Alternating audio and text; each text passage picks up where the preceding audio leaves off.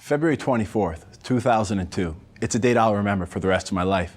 To be on the ice when Canada's men won their first Olympic gold in 50 years is a bond I share with 23 of the greatest players to ever represent their country.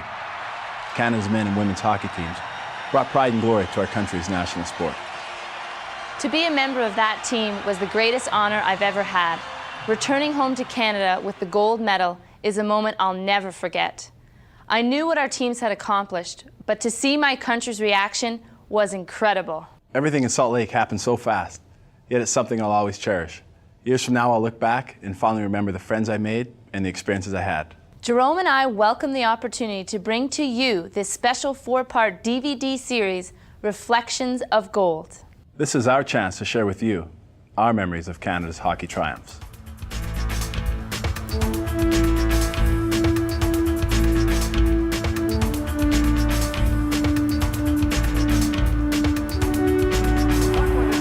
For over a century, Canadian men ruled the ice. No one else came close to the speed, skill, and passion that our nation had for the game. But as hockey was embraced throughout the world, our grip on the game began to slip. We dominated through the first half of the 20th century, but after winning gold in the Olympics in 1952, the drought began. For 50 years, we clung to the security blanket of the '72 series and Canada Cups as proof that Canada was still home to the greatest players in the world. But the evidence against that claim was mounting. Let's give this Czech Republic team credit. Prior to the '98 Olympics in Nagano, our women players had become the golden lining in the Canadian hockey cloud, winning every World Championship game we'd ever played. However, in Japan, it was the Americans who claimed gold, a major upset to say the least. Heading to Salt Lake, the Americans were the favorites. They were on their home turf and had beaten us in our 8 previous meetings leading up to the Olympics. To the rest of the world, we were the underdogs. In spite of this, whenever a group of Canadians take to international ice, Canada expects gold, men and women. We landed in Utah carrying the hopes of a nation with great expectations.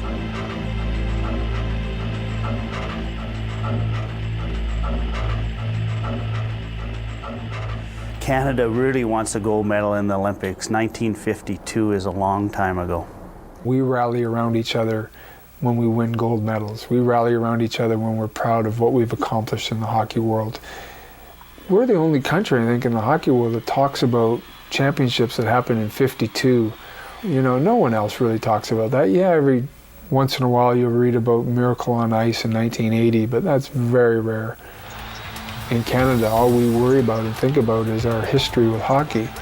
And we haven't won a gold medal in a long time. Canadian men hadn't brought back Olympic gold since 1952, when a barnstorming club team from Edmonton returned from Oslo triumphant. The excuse, though, was always there. Our best players were too busy playing in the NHL to compete in the world's most elite sporting event. Instead, we clung to memories of the '72 series and the Canada Cups as proof that we were still the home of the greatest players in the world.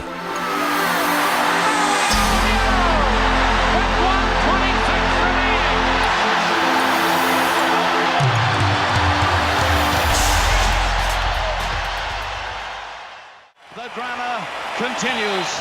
In 1998, the rules changed. Our nation's best could fly to Nagano to reclaim Olympic gold. Global dominance in the game of hockey would once again soon be ours. No, he cannot do it. The Czech Republic will play for the gold medal, riding the coattails of Dominik Hasek. And Team Canada is relegated to a bronze game. It was the first time around for everybody. It was a new experience. We were a little unsure of what to expect, what was going to happen. Let's give this Czech Republic team credit. They were the underdog, and in the 70 minutes of play, they were a little bit better than Canada. I think we're all experienced now. We know what to expect. Now we understand the importance of every game. There just isn't a time to have any letdown during a game because one game can be real costly. Throughout the better part of the '90s, our women's team were the Golden Girls of hockey. Prior to the 1998 Nagano Olympics, they had won every world championship ever played. The world champion and still undefeated. Victory at the first women's Olympic hockey competition ever was expected. It's in. It's over. You know, you hear about the Olympics and you see it on TV, and it's such a big event, and going into '98, you're just so excited to go and be there. It was pretty disappointing feeling. It was a lot of finger pointing. I know myself, I didn't point the finger in the right direction, and you start to blame so-and-so and so-and-so, and the reality is that you should maybe look at yourself in the mirror. It wasn't really about them. It was really just about how we fell short of our goal. And I just remember, like, so many people had talked about how disappointed they were in us. Standing on the blue line after losing that gold medal game in '98 was probably the worst feeling I've ever felt. Like, everybody expected for us to win in Nagano, and I think everybody on the team was disappointed. And I remember standing on the blue line after the game, and we were hearing the national anthem for the Americans, and a lot of us were crying. And I remember somebody coming up behind us, I think it was Vicky Sanahara, and said, don't let them see you cry. And it was just a matter of, there's so many people that go to the Olympics and enjoy the experience, never even bring home a medal, whether it's a gold, silver, or bronze. And here we were crying so much because we'd lost the gold medal. But I think it just kind of put everything into perspective, and it just made us work that much harder in order to get back on top of the world. And when we lost that one, I came back and I started training right away again. That my goal was I want to get that Olympic gold. I knew I want to stay for the next 4 years and train hard and do the best I can do to be like in Salt Lake City. The desire to win is always there for every athlete. The pressure from your entire country to succeed is something else altogether. Well, that's what I think the orientation camp was for, to get the butterflies and nerve-wracking experiences out of the way. I wanted to bring my style and my efforts to that team. Looking back at it, was really important for us. We really got together there, and you know a lot of the players, but there's a lot of younger guys that you don't really know, and we had a chance to meet them over there, and I think that was a positive thing. You're asked to come and help out or give a tryout for your country. You're honored. You can't have any weak links. Everyone's got to chip in somewhere and somehow, and that's the only way you get it done. The fact that we are being scrutinized and watched and evaluated by the world, and maybe some harsh evaluation from our own country and our own people. You still have to go about it and do it the best you can do it. And that's what we really have to focus on. But building a team is not necessarily taking the best players. It's also making sure that as a coaching staff, we do have all the components in order to go through any kind of situation. This group here. Over a year before the first puck was dropped in Salt Lake City, the foundation was laid for both teams when new management and new head coaches were named. The big fight. I always loved being part of Team Canada at any level, and it was one of the greatest honors that I could ever have, was somebody asking me to be a director of Team Canada. So it was a pretty simple decision for me, a pretty exciting one, and yet I knew it was going to entail a lot of work. Wayne has come in, he's talked to us about the upcoming Olympics, the excitement, the pressure, and things around it. And when you hear it from a guy who's competed in every level, and done unbelievable in every level, the respect is there right away for him. It was not expected, but certainly I didn't take long to think about it. It was a tremendous opportunity, and the Olympics 10 years ago, if you'd asked me about them, it wouldn't have held a high regard. But now it's all the NHLers play in it. He's a fiery, boisterous coach, and I thought he was really good. He just kept going on the guys. We got to get better each game, staying on us, and it worked out really well, obviously. We knew that it was going to be a process, and we wanted to build on the process. And when you go through something like that, there's something that's going to tie us for the rest of our life. Our coaching staff, they gave us the things, the tools that we needed to do, and they just let us play. And they never lost faith in us, and I think that was a big thing for us to see in them, that they had the confidence in their players and all their players. And when you see that confidence coming from your coaching staff or from any staff member, then you know that you can have it in yourself. And I think that was the big role that they played. And I know I was on the team when one of the guys got cut, and it was... Under pressure to bring home the gold, the men's team began planning for Salt Lake long before the first puck was dropped. We have a 2-game series. We wanted to set the tone within our division of how this team was going to be run. And by that I mean we were going to talk and debate about each and every player. Everyone's opinion was very important. When you have the sort of brain trust around that we have, then you use all the information you can. You get opinion. Now, is the final call mine once I'm on the bench? You bet it is.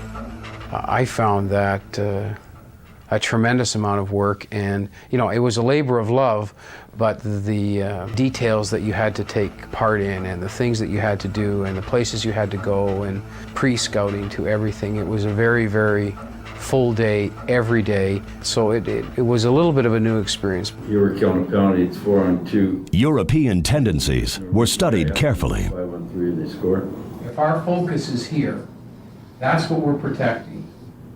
We eliminate 50% of what they can do now. They can't play.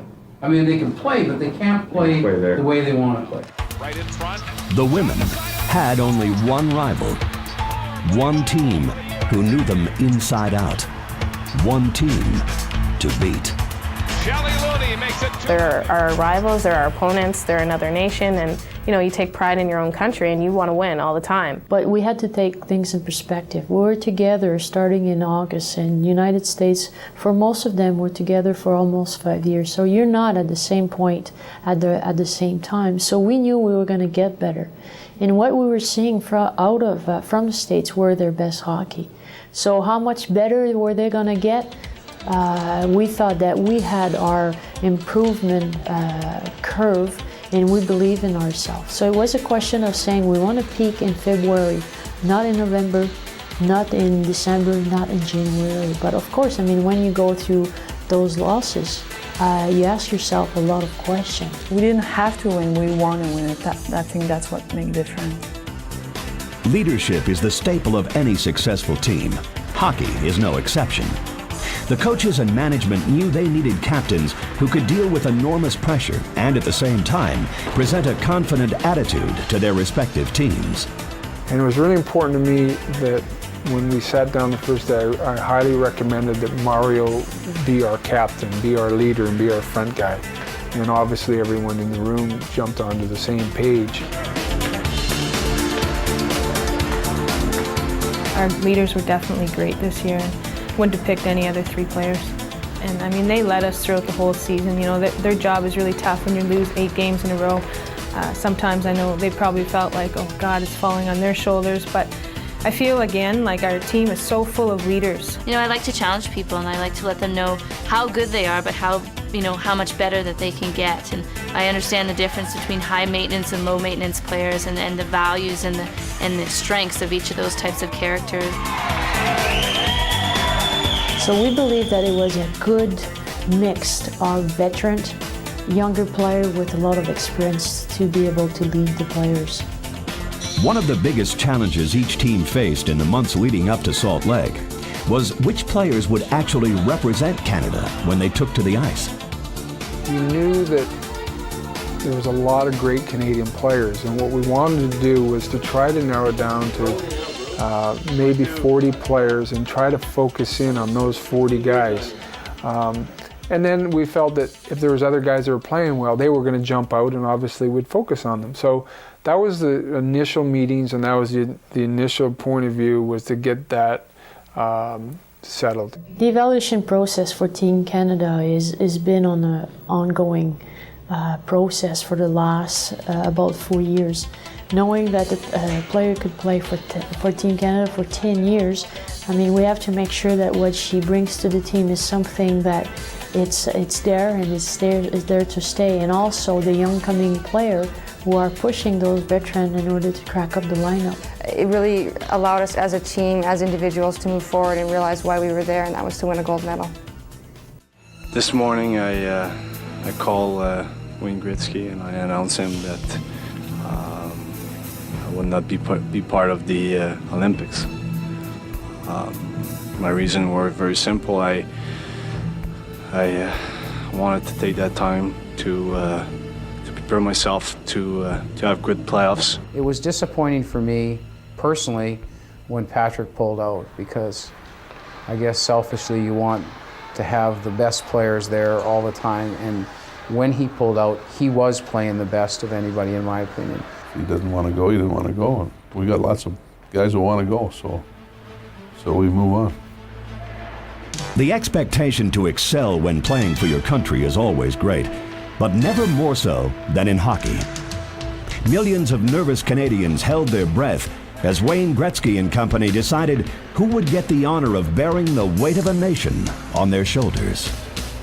Wayne was very strong in his opinion that we are going to take the very best players at that time. Regardless of age, whether they're 18 or 40 years old, we were going to take the very best players.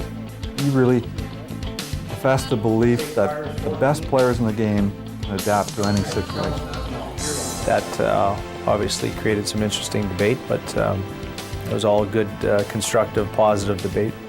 So we were debating Fleury, and then we've got Primo, Gagner, and Carter was what we were talking about, right? He's into everything. He's like his old self. Did you hear that? Yeah. You like Theo, right? Yeah, that's, as long as everybody's comfortable with the personal stuff with him, based on play, he's probably deserved to be there. I checked all into it. He's fine. The more you know about individuals personally and their character and how they react and how they respond, that much more efficient you'll be as a group, and I think we really achieved that goal as well. Ultimately, when Pat looks down the bench, if there's a power play situation, I wanted him to say, I'm really happy that guy's on my bench. I want him out there. You're saying that he's responsible defensively? Yeah, very good defensively. He looked good the other night. I think it's pretty evident right now, just based on the way everyone's played to this point, that Cujo is an easy no-brainer for all of us. Am I right or wrong? Yeah. There's a real strong respect for everything that everybody has to offer, and I think everybody really feels like they're able to speak out and with that move on from there. Well, I guess, and I've said this before, I guess I've had Belfour here for 5 years, and I believe in the guy, and my opinion also on Belfour is that if something happened and there was an injury to Cujo, if that's going to be a starter or something happened, that he can win them for us. That's just how I feel. And we're ready to win. We believe we have a good team. We believe we have the right mix. We believe we've done everything to this point possible to be ready for it. And the players are going to play great. I'm really confident of that. But should anything go wrong, I deserve to take the criticism. Simple as that. It was kind of a surreal experience. I remember Danielle coming into our room and saying, "Congratulations, you guys are the Olympic team," back in November. And it not being really at that point about us. It wasn't about a celebration of, wow, we've made the Olympic team. It was about the 3 girls that were told that day that they weren't going to the Olympics. And the amount of challenges and the amount of time that we had spent together and the things that we had gone through really created such a strong bond that you feel more for the other girl than you really feel for yourself. And it was a difficult situation. It was a difficult day. It wasn't until really a week later that it sunk in that, wow, this is the Olympic team. It was kind of a dream come true. I never really thought it would ever happen. It was totally out of the blue. We weren't expecting it that day, so I was just sort of sitting there going, oh my gosh. And we had to go out and practice, and then afterwards I got in my car and got on my cell phone right away to tell my parents, and it was really an exciting moment and really shocking, really out of the blue when we found out. I'd been cut from the Nagano team, which was really disappointing, and I knew that I had a lot of things to work on, and just to find out that we had all made the Salt Lake team. The realization when I started calling my family and my friends and letting them know that, I am going to the Olympics now. We didn't have okay, your friends are there, I'm in this, you're there. We had a good mix about the players, and I think that's why we become so strong. We had the experience of over half the team playing in an Olympics before, and we knew how to win. That was the biggest thing. And that team, they knew what it was like to win, and they didn't like losing. And I think that's one of the ways that we were able to motivate everybody. Again, here's a chance right on. They score!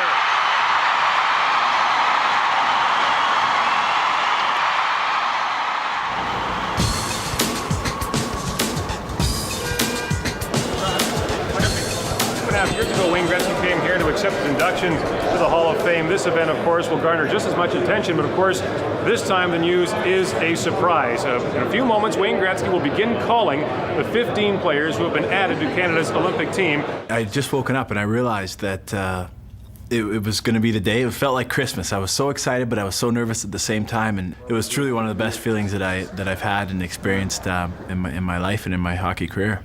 I had players say, well, wait till my dad hears this, and I had guys who actually wept a little bit on the phone. I mean, there was a huge variation. Yeah, you should be proud. When I got the call from Kevin Lowe, I was certainly pretty excited, and to have the opportunity to try and represent my country once again. Great honor. Definitely, I was looking forward to it for a long time, and definitely when I was named in December was a big relief knowing that I'll be part of the Olympic Games. This was something that I'm sure every Canadian player dreams about, having a chance one day to play for your country. Then take 4 from that, take 2 from that on the side. Hello, Kevin here. How you doing? So you sweating a bit? Should I be? In terms of Ryan, yeah, I figured I'd have a little fun. And he and I go back a long time, so I figured it's you got to be able to have a little fun with your friends. So we waited till the very end, and he said afterwards that he thought that time was going by, that he might not be on. That's when you know you're really proud to be part of Canadian hockey, because these guys were like young kids. They were so thrilled. Yeah, they have talent, and yeah, they're good. But first and foremost, they have a love and a passion that goes beyond anything else. The women also faced difficult decisions. Coach Danielle Sauvageau cut long-standing team member Nancy Drolet barely a month before the women's first game and replaced her with 21-year-old Sherry Piper. It could have been something that could have just destroyed us, but it seemed to bring us closer together, actually, and we knew that the coaches went through something that, you know, not normally a coach would have to go through. You know, I'm sure they've gone through meetings after meetings, months and months, you know, to discuss what we were doing wrong or what we could do better. And this is something they came up with, which was fine. Well, I mean, building a team, it's a long process, and you want to go and show up at the Olympics with what you believe is the best team at the time. So of course, I mean, those last-minute adjustment, it's hard on the coaching staff as well as on the team and on the athlete and her family. I think we all realized that it could have happened to any of us, and I think we took personal responsibility at that time to say, we better play better individually in order to stay on this team and in order to make a difference at the Olympics. Watch closely, now they set it in front, loose puck there, The pre-Olympic losses, the painful memory of Nagano, and the American press anointing the U.S. as favorites had Canada's women on edge. We've never lost that many games to the Americans ever. Never mind 8 in a row, and I think it really worried people because, you know, like, Canada's hockey and hockey's Canada. And you know, there were times when I thought, are we ever going to get on track? Is this train ever going to get going in the right direction? It seemed like everybody was out of sync, and we just weren't playing crisp, good hockey that we needed to play in order to win. And you know, certainly I think there were times when I thought, you know, I don't know if we're gonna make it in time, but I always believed that we could win. There was never a doubt there. It was just, is the timing gonna be right? We had times in the game when we just weren't there mentally, games when we weren't there physically, and we never put the complete package on the ice. And you know, I think the belief in our team was that if we could put 60 minutes of hockey together, we were a great team, and we never stopped believing that we could do that. It was just a matter of fine-tuning everything so it would all come together at the right time. We were the underdogs, and I think we really liked that role. We liked that label. Gifts have been exchanged from the captains. The women knew that with a win, they could inspire a new wave in women's hockey. They knew they were playing for more than a gold medal. It's tremendous what Olympic exposure does for the game of women's hockey and the grassroots, and even the girls that maybe will never play in an Olympics but have that dream to just play hockey. I think it's much easier for them now than it ever was for any of us or the women before us. And you know, there's so many opportunities with college scholarships and universities and different things out there that the sky's the limit. And you know, it's no surprise to see girls with hockey bags over their shoulders now. I think the best thing about hockey is your time with your teammates. You know, the friendships that you establish and the things that you learn from those friendships and how to interact with people. And it has nothing to do with the game on the ice. I think the best thing about hockey is totally off ice and you know, all the things that hockey gives you. I mean, you could never give back to hockey enough. It's just an amazing game. While the Canadians desperately wanted the Olympic title, the Americans weren't about to hand it over. The battle between the world's best would prove to be a good one.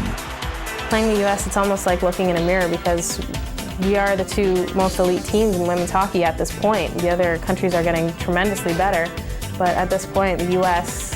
is our greatest competition, and to play them, it's great. You know, it's the game you look forward to every year. Just anytime you can play the U.S., you're pumped and you're ready for it. And look at her just power in.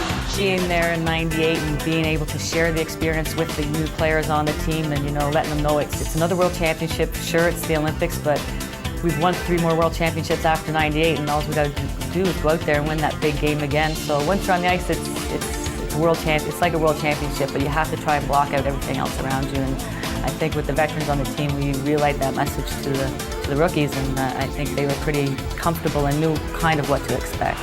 5 seconds to go. 4. Broken up by Bottrell. Canada wins the gold on a red letter day in Salt Lake City. I tell you, the best part about winning that gold medal is doing it with 20 other fabulous women. And they are all a credit to the sport, and they're wonderful ambassadors to our country, and that's truly the best part of it, just doing it with such a great team. I think it was so much sweeter to celebrate with the people that were there in Nagano and to know what they'd felt and to finally feel the weight lifted off all of those people's shoulders. I mean, that was kind of what made the winning part so much more sweeter. To be able to stand on the blue line and hear our anthem this time and see our fans, it was the sweetest revenge ever, I think. I never thought I was going to have that much fun going to the women's hockey game, and that was so much fun, you know, and my kids were excited about it, and you know, we were cheering. If you look at guys, you know, we really got into it, and you know, when we saw the banner go up, you know, singing the national anthem, like, wow, this could be us, and they really made us proud, and you know, wanted to do it also.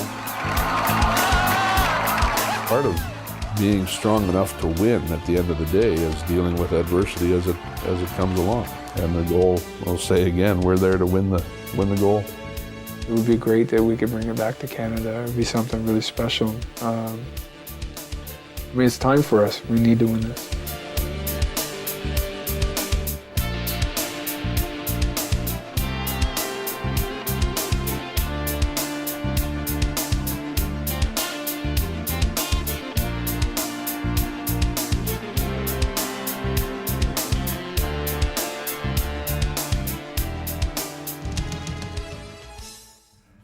There's no better feeling in the world than winning a gold medal for your country. Even when I returned to Canada, it took a while for it to sink in what the team had accomplished. The 50-year wait was over. Fans were thanking our team for bringing back honor to the game we created. But even with the pressure of a nation, there was no greater expectation to win than that which you put on yourself. On behalf of Jerome and I, all our teammates, and the great hockey fans in Canada, thanks for watching. We welcome the opportunity to relive more of the excitement with you in our continuing story, Reflections of Gold. Look for the rest of the series. Why not collect all 4 DVDs? Enjoy them for years to come.